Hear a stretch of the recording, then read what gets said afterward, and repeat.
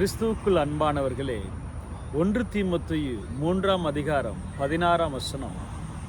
அன்றியும் தேவ பக்திக்குரிய இரகசியமானது யாவரும் ஒப்புக்கொள்ளுகிறபடியே மகா மேன்மையுள்ளது. தேவன் மாம்சத்திலே வெளிப்பட்டார், ஆவியிலே நீதியுள்ளவர் என்று விளங்கப்பட்டார், தேவ தூதர்களால் காணப்பட்டார், புறஜாதிகளிடத்தில் பிரசங்கிக்கப்பட்டார், உலகத்திலே விசுவாசிக்கப்பட்டார், மகிமையிலே ஏறெடுத்து கொள்ளப்பட்டார். பாருங்க, அவரை பற்றி வேதம் சொல்லுகிறது, தேவன் மாம்சத்திலே வெளிப்பட்டார்.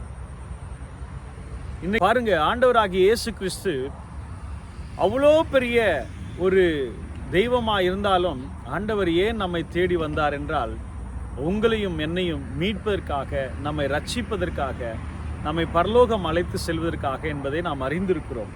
ஆகவே அவரை பற்றி சொல்லுகிறது, அவர் மாம்சத்திலே வெளிப்பட்டார். கஷ்டங்கள், பிரச்சனைகள் அவருக்கு புரிந்து கொள்ள வேண்டும் என்பதற்காக அவர் இப்படியாய் செயல்படுகிறதை பார்க்கிறோம். அடுத்தபடியாக ஆவியிலே நீதி உள்ளவர் என்று எண்ணப்பட்டார்.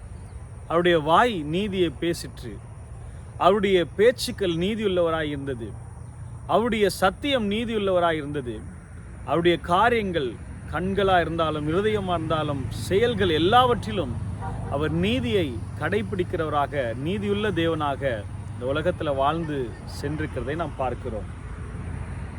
அடுத்தபடியாக தேவ தூதர்களால் காணப்பட்டார். பாருங்க, ஆண்டவராகிய இயேசு கிறிஸ்து பிறக்கும்போது தேவ தூதர்கள் அளவில்லாத மகிழ்ச்சி அடைந்து உன்னதத்தில் தேவனுக்கு மகிமையும் என்று சொல்லி ஆண்டவரை மகிமைப்படுத்துகிறதை பார்க்கிறோம். ஆம் பிரியமானவர்களே, தேவன் தூதர்களால் காணப்பட்ட தேவன் புறஜாதிகளிடத்தில் பிரசங்கிக்கப்பட்டார், உலகத்தாரால் விசுவாசிக்கப்பட்டார். இன்றைக்கு உலகம் முழுவதும் அதிகமான மக்கள் நம்புகிற ஒரே ஒரு தெய்வம் ஆண்டவராகிய இயேசு கிறிஸ்து. நல்ல தகப்பனே, இந்த நல்ல வேளையில் இந்த வார்த்தையில் கேட்ட உம்முடைய பிள்ளைகளை ஆசீர்வதிங்க. நாங்கள் ஆண்டவரே பக்தியாய் உமக்கு வாழ்ந்து உங்கள் ராஜ்யத்தில் அடைய, உங்கள் நாமத்தை மகிமைப்படுத்த நீர் எங்களுக்கு உதவி செய்யும். நீர் எங்களுக்காக மாம்சத்தில் வெளிப்பட்டு நீதியுள்ளவராய் எண்ணப்பட்டீர் ஆண்டவரே. அப்பா, உலகத்தாரால் விசுவாசிக்கப்பட்டீர் என்பது, மகிமையில ஏறெடுத்து கொள்ளப்பட்டீர் என்பதை விசுவாசிக்கிறோம். அதை நாங்கள் புரிந்து இதுவெல்லாம் எங்களுக்காக தான் என்று அறிந்து நாங்கள் உம்மை பின்பற்றி ஓட வாழ உதவி செய்யும். ஆசீர்வதி. இயேசுவின் நாமத்தில் பிதாவே, ஆமென்.